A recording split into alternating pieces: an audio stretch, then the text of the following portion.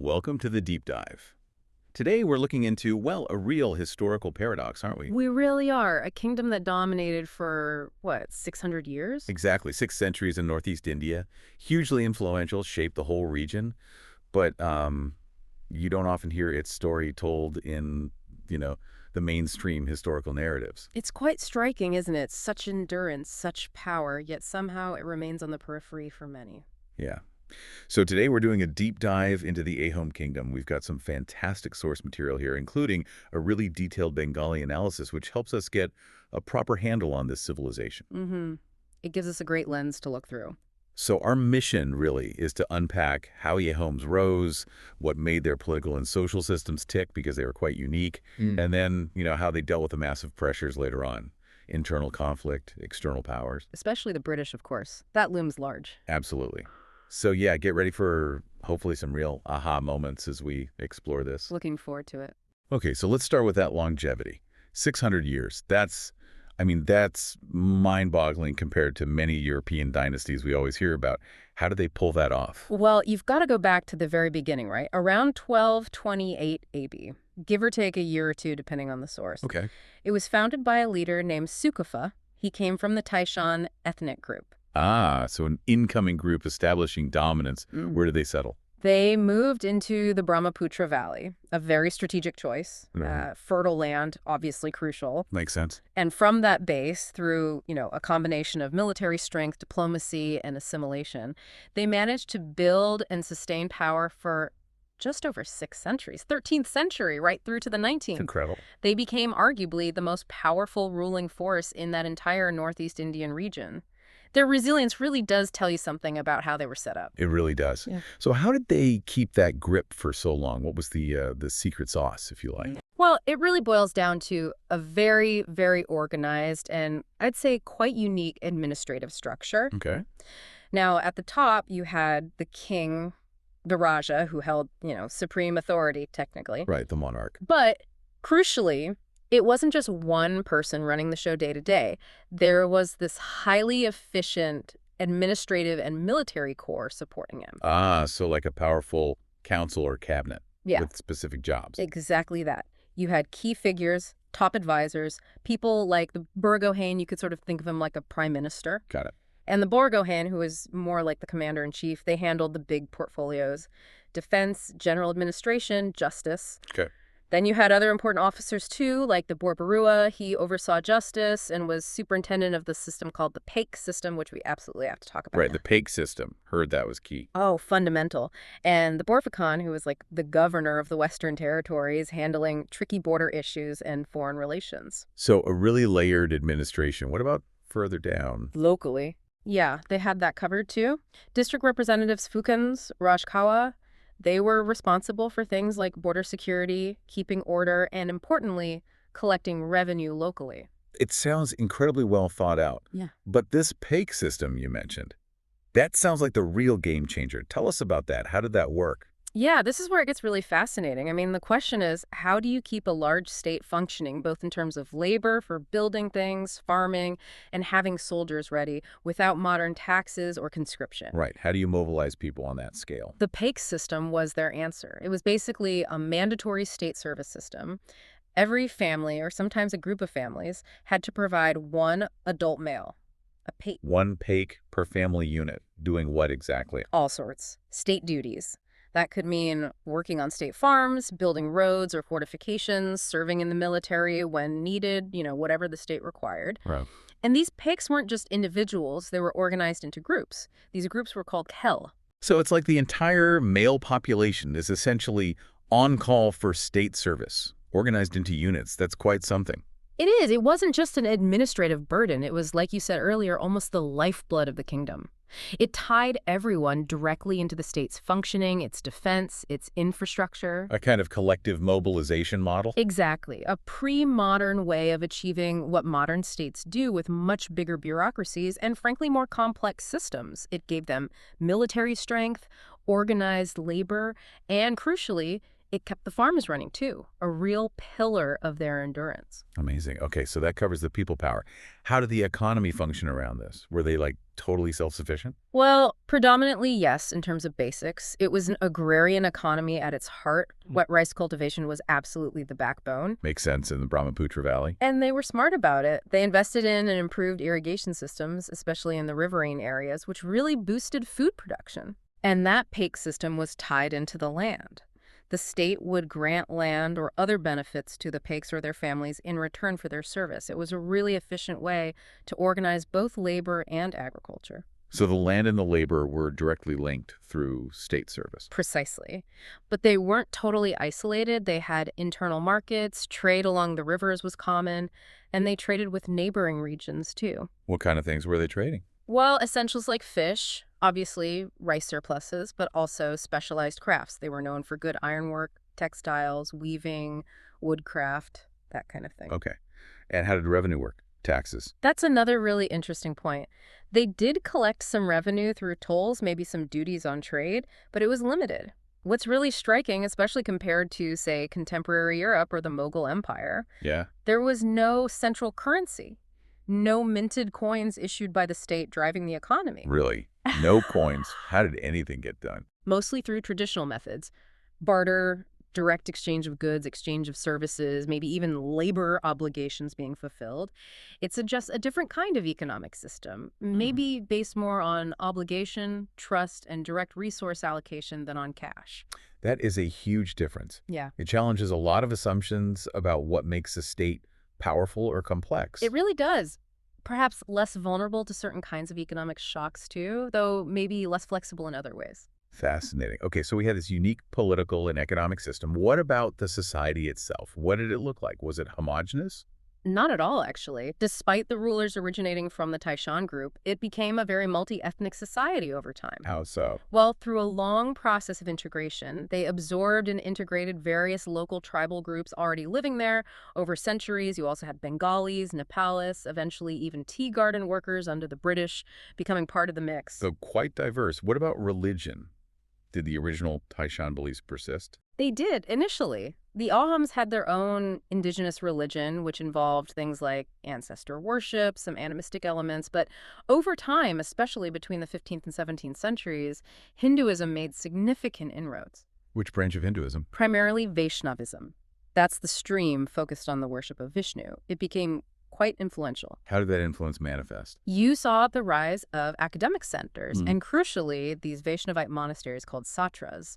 These satras became really powerful institutions, not just religious centers, but major landowners, culturally influential. Oh, okay. And many AHOM kings actually embraced Vaishnavism, patronized Brahmin priests, and started integrating Hindu practices and reforms into the state apparatus itself. So a significant cultural and religious shift, or at least blending. A very strategic blending and adaptation, yes. And socially, it wasn't like the rigid caste system you might see elsewhere in India at the time. No strict castes. How was society structured then? It was more based on things like lineage, which family you came from, your occupation, and importantly, which kel, which pake group you belonged to. Right, the service groups. Exactly. This seems to have allowed for a bit more social mobility than a strict caste hierarchy. People from local communities could and did find roles in the state administration in the arts. And speaking of arts, what were they known for culturally? They really fostered Assamese language and culture. There was a strong tradition of folk music, dance. We mentioned the crafts already, metalwork, woodwork were notable. And they also produced historical chronicles and political treatises, which is partly how we know so much about them. A very vibrant culture developed. Okay, so we have this picture of a remarkably resilient, adaptive, well-organized kingdom lasting for centuries. But nothing lasts forever, does it? What started to go wrong? What were the cracks that eventually appeared? You're right.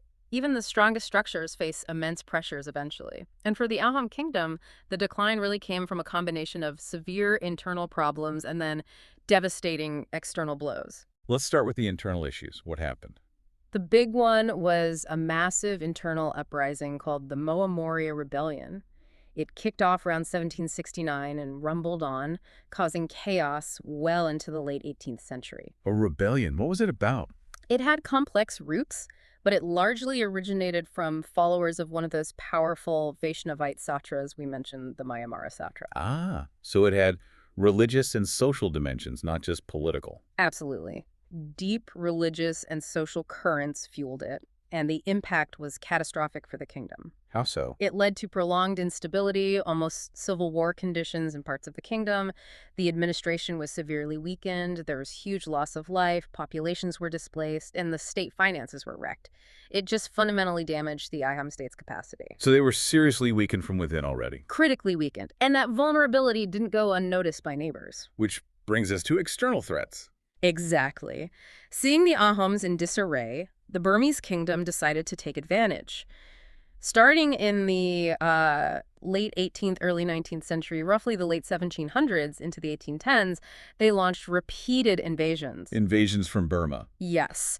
And eventually they succeeded in occupying large parts of the AHOM kingdom. That must have been another devastating blow. It was. Burmese rule further crippled the already weakened political and economic systems. It really just paved the way for the next major player to step onto the scene. The British. The British. So the stage was perfectly set, wasn't it? A weakened kingdom occupied by a regional rival. How did the British actually move in? What was the final act for AHOM sovereignty? Well, this is the critical turning point, isn't it? How does this kingdom, independent for 600 years, end up absorbed into the British Raj? It happens directly because of the Burmese occupation. Okay. The British East India Company saw the Burmese expansion into Assam as a threat to their own interests in Bengal and Northeast India. This led to conflict. The Anglo-Burmese War. Precisely. The First Anglo-Burmese War, which ran from 1824 to 1826. And I suppose the outcome was predictable, given British military advantages by then. Largely, yes. The British forces defeated the Burmese. This led to the signing of a treaty, the Treaty of Yandabo, February 24, 1826, a landmark date. What did the treaty stipulate? Critically for our story, under the terms of Yandago, the Burmese were forced to cede Assam, along with other territories, to the British. Just like that. Assam handed over. Effectively, yes. The AHOM territory, which the Burmese had occupied, now fell under British control. Now, initially, the British played it a bit cautiously. They allowed some of the local AHOM royals to retain limited administrative powers in Upper Assam for a while. A sort of protectorate situation. Kind of, but it was always a temporary measure, a strategic calculation. Gradually, but quite systematically, the British integrated the entire region fully into their own administrative structure, under the Bengal presidency initially, then later as a separate province. And this must be where that fundamental pillar, the Paik system, finally gets dismantled. Absolutely. This is the death knell for the Paik system. The British had no use for this kind of obligatory labor system. It didn't fit their model of governance or economy. So what did they replace it with? They replaced it with their own systems, a monetized tax system, primarily based on land revenue. They introduced new concepts of private land ownership, often favoring landlords or intermediaries. They set up their own legal frameworks, British courts, and established their administrative hierarchy, commissioners, deputy commissioners, collectors, the whole Raj apparatus. That's not just a change in rulers, that's a complete tearing down and rebuilding of the state's foundations. It's a fundamental transformation. The Paik system, which was the military, labor, and social organizing principle for centuries, was systematically broken down. And the consequences for the average person, the former Paiks, the farmers, must have been immense. Profound. The entire socioeconomic landscape was reconfigured. New British trade routes emerged, different goods were prioritized, land ownership patterns shifted dramatically, often dispossessing traditional communities or creating new dependencies. The new tax policies often placed heavy burdens on cultivators. So, while maybe some new elites or intermediaries benefited, Many others, particularly those tied to the old Paik system and traditional landholding, found themselves severely impacted, losing status, losing land, facing new economic pressures. It was a complete reshaping of society. Okay, so looking back at the whole story, why did this incredibly long-lasting kingdom ultimately fall? It seems like a confluence of things. It really is fascinating to dissect, isn't it? Because it wasn't just one thing. It was, as you say, a confluence, a perfect storm, almost. What were the key ingredients in that storm? Well, first, you absolutely have to point to that deep internal weakness. Those large-scale rebellions, particularly the Mo Memorial one, weren't just short-term crises. They fundamentally drained the state's resources, eroded central authority, and created long-term financial instability. So the rot started from within, weakening their ability to resist later shocks. Exactly. Which leads to the second point. That weakened state meant they had very little effective resistance against sustained external pressure. Their military and economic capacity just wasn't enough to repel the Burmese invasions and occupation. Right. Then there's the factor of, well, modernity, for want of a better word. The AHOM kingdom, despite its strengths, struggled to compete with the military technology, the organizational scale, and the diplomatic maneuvering of a major European power like Britain. A technological and strategic gap. A significant one, yes. And another crucial internal factor, divisions. By the time the British arrived in force, there wasn't enough internal cohesion within the AHOM elite or among different regional factions, meaning it was easier for the British to find local allies, or at least people willing to acquiesce. Some local opponents of the weakened AHOM rulers might have even seen the British as a preferable alternative initially. This made unified resistance impossible. So divide and rule, essentially, even if not always intentional. It certainly played into British hands. And finally, you have to acknowledge the British strategy itself. It wasn't always about brute force. They were often very shrewd politically and economically. How so? They used treaties, they installed puppet rulers temporarily, they gradually imposed their administrative and legal systems. It was often a slower, more insidious takeover through controlling the levers of power rather than just outright military conquest everywhere. Very effective. A multi-pronged approach that the weakened AHOM state just couldn't counter. Precisely. So, looking beyond the fall itself, what's the lasting legacy? How did British rule fundamentally change Assam in the long run, building on those initial transformations? Well, the changes were permanent and shaped the region right up to the present day. If we connect it to the bigger picture, British rule really did alter the fundamental fabric of Assam. We talked about the pake system being abolished. Yes, and that wasn't just getting rid of a labor system. It dismantled the entire traditional socio-military organization that had defined AHOM society for 600 years. That's a massive cultural and structural shift. And the land changes. The land and revenue reforms were huge, introducing new concepts of private property, fixing cash revenues, creating new landlord classes. This totally changed the relationship between people and the land, often creating new inequalities and dependencies. It laid the groundwork for a completely different kind of rural economy. Imposing the standard British model, basically. Pretty much. And alongside that came the legal and administrative unification. British courts replaced traditional systems. British taxes replaced the old revenue methods. British administrative units, districts, subdivisions, commissioners overlaid the old AHOM geography. This created the infrastructure of the modern state we see today, but it was imposed from outside. Right, a total administrative overhaul. Absolutely. And then there's the cultural impact, which is harder to quantify, but just as real. Changes in the education system, the promotion of certain languages over others, the slow decline of the indigenous AHOM language among the elite, the introduction of a fully market-based cash economy. And the fading of that old royal and military culture. Exactly. That whole world, the AHOM court culture, the specific military ethos tied to the pake system that gradually faded away under generations of British rule. It was an irreversible transformation on almost every level. What an incredible story. 6 centuries of power, innovation, adaptation. Yeah. The AHOM rule really does stand out, doesn't it? Yeah. Especially when you consider its origins, its unique systems like the pake organization, the thriving culture. It was clearly a major force. Absolutely. One of the most successful and enduring states founded by Thai-speaking peoples in Southeast Asia or its periphery. Its administrative sophistication, its military organization for its time, its agrarian base, it was truly remarkable. But as we've explored, even that resilience had its limits. Those internal conflicts, like the devastating Moa-Moria rebellion, combined with economic strains and then the sheer force of the Burmese invasions, it just wore them down. It created that window of vulnerability. And the British, with their, superior military power, their advanced diplomatic game, and their strategic ambition, were perfectly positioned to step into that gap and establish their own dominion. Effectively erasing AHOM political independence and, as you said, fundamentally reshaping those traditional social and economic structures forever. That's the long and short of it. A complete transformation. So maybe the final thought for you, our listeners, to ponder is this. What does the story of the AHOM kingdom, its rise, its incredible longevity, and its eventual fall teach us today? Think about that complex dance between internal strength and cohesion, the pressures from the outside world, and that constant, relentless need for societies to adapt or risk being overwhelmed by changing geopolitical realities. Does it echo in our world now? Something for you to mull over.